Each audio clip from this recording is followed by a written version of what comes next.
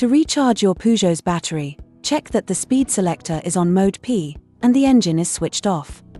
Then press on the back of the charger flap to open it, and ensure there are no foreign bodies on the vehicle's charge connector.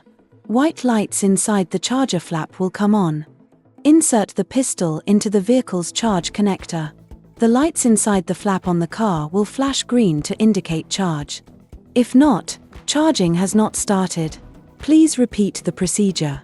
The steady red lighting of the indicator light in the flap indicates a fault.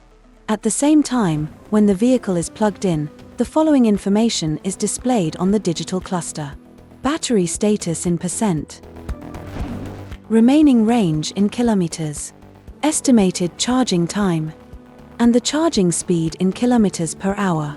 After a few seconds, the digital cluster will enter sleep mode.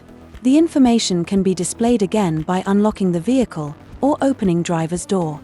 You can follow progress of the recharge at a distance with the My Peugeot application on your smartphone. Charge completion is indicated when the green lights in the flap stop flashing. A red light in the flap indicates that the pistol is locked. To unplug the pistol from the charge connector, unlock the vehicle if it is locked.